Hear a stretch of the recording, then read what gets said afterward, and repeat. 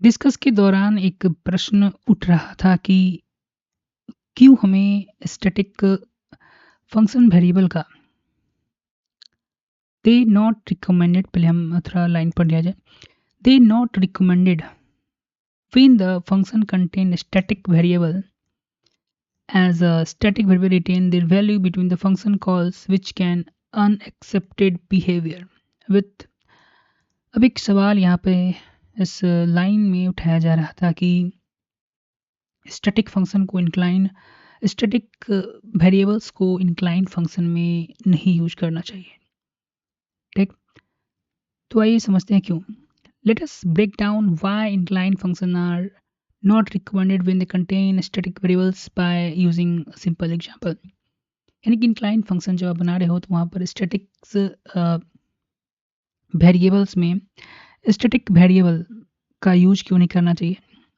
Understanding the static variable in the function. ठीक है, static variables retain their values between the function calls.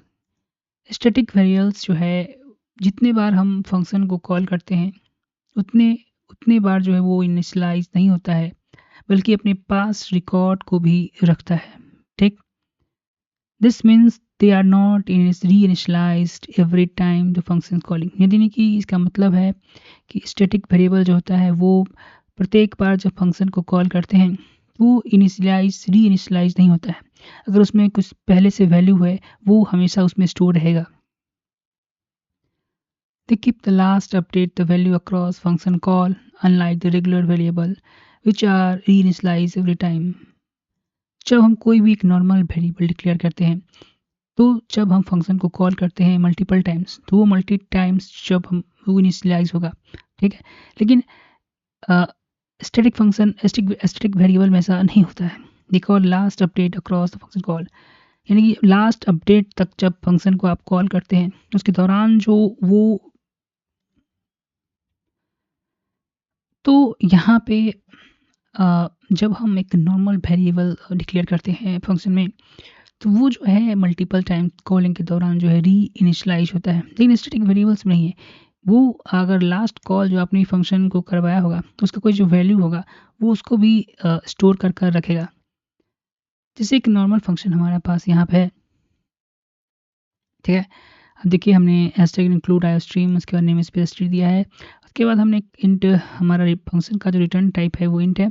Count call हमने दिया है, यानी कितना बार फंक्शन को कॉल हम करवा रहे हैं। इसका एक हम सिंपली सा हमने प्रोग्राम बनाया इसमें स्टैटिक वेरिएबल डिक्लेयर किया है इंट टाइप का, और काउंट को हमने 0 पर इनिशियलाइज किया है। और उसके बाद इंक्रीमेंट हम प्लस प्लस एक बढ़ाते जाएंगे और उसको रिटर्न कर देंगे काउंट। उसके बाद इस फंक्शन को हमने 3 बार कॉल किया है।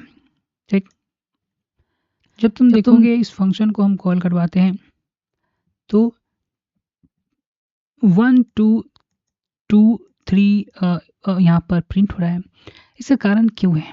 अगर आप नॉर्मली जो है यहाँ पर हम स्टैटिक जो वेरिएबल है उसको हम हटा देते हैं तो ये आप देखना ये एक नॉर्मल वेरिएबल की तरह बिहेव करेगा। जैसे 1, जितने बार हमने फंक्शन को कॉल करवाया है उसके बाद उतने बार उसका वैल्यू जो है 0 पर इनिशियलाइज हो गया है। लेकिन जब इस वेरिएबल को हम स्टैटिक बनाते हैं तो होता क्या है कि ये पहले 1 जो था स्टैटिक वेरिएबल होने के कारण सी आउट जो है वो वैल्यू हमेशा स्टोर करके रखेगा।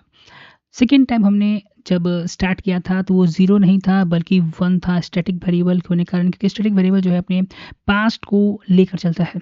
ठीक है, 3 था। ठीक है, वही इंक्लाइन फंक्शन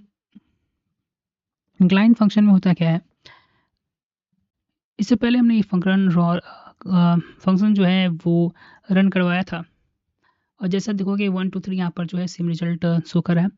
और तो आपको मैंने कहा था कि इंक्लाइन फंक्शन का यूज़ नहीं करना, लेकिन यहाँ इंक्लाइन फंक्शन हमने यूज़ किया है और सेम वैल्यू जो है वो यहाँ पर भी आ रहा है और बिहेवियर जो है इसका कुछ गलत बता नहीं रहा। ऐसा क्यों?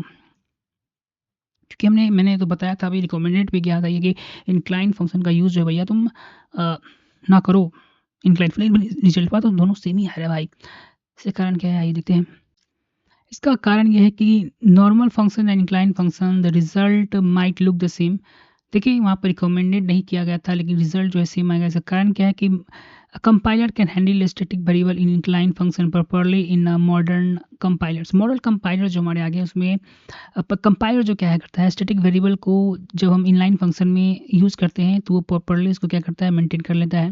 This more about the recommendation rather than absolute rule. Recommendation है वो जो है एब्सोल्यूट रूल पर के दौरान आपको किया गया है। यहाँ पर पूछ रहा है why inline function with statics are not recommended. Function expansion. When you declared a function incline, the compiler replaced the function called with the actual function code at each point it is called. Why incline function with the static variable are not recommended? When you declared a function as incline, जब आप किसी function को as incline function declare कर देते हैं, the compiler replace the function call. तो compiler क्या करता है, फंक्शन कॉल को क्या करता है, रिप्लेस कर देता है विथ एक्चुअल कोड जो एग्जीक्यूशन होने वाला है, उसी को जो कंपाइलर है रिप्लेस कर देता है किसके साथ, कॉलिंग फंक्शन कॉलिंग के दौरान।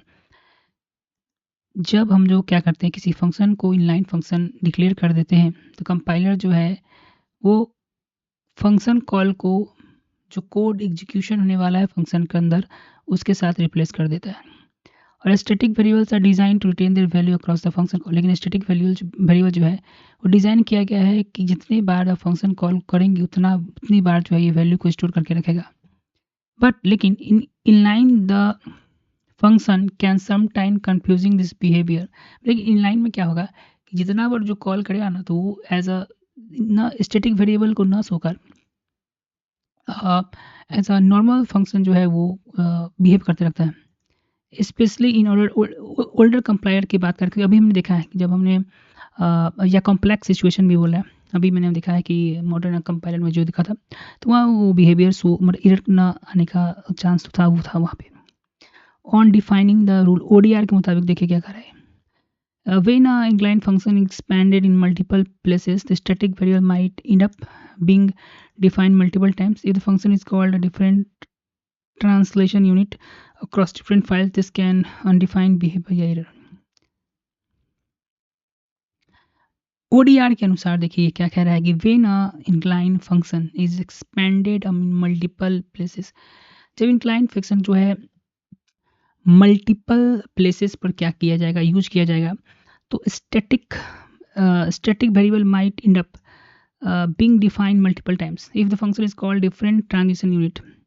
this इसके कारण भी undefined behavior दूसरा static variable जो है inclined function do not always work well together in more complex file and cross scenario में both the example might seem output in the same program because the static variable count is still handled properly by most modern compiler even in the inclined version। यानी कि static variable जो है count जो है बहुत आसानी से handle कर सकता है बहुत से मॉडर्न कंपाइलर में, इवन इन इंक्लाइन वर्जन, यानी कि फंक्शन इंक्लाइन हो तब भी। Compiler is smarter enough, compiler जो है बहुत ज़्यादा स्मार्ट है टू ट्रीट, यानी कि ट्रीट करने के लिए स्टैटिक वेरिएबल को एक सिंगल एंटिटीज, ठीक है ना, regardless how the function is incline. इसके बजाय रिगार्डलेस मतलब इसके बजाय ध्यान दिए बार हाँ कि ये फंक्शन जो है इंक्लाइन है कि नहीं। बोथ फंक्शन में आप देखेंगे तो सेम रिजल्ट शो कर रहा है, ठीक है।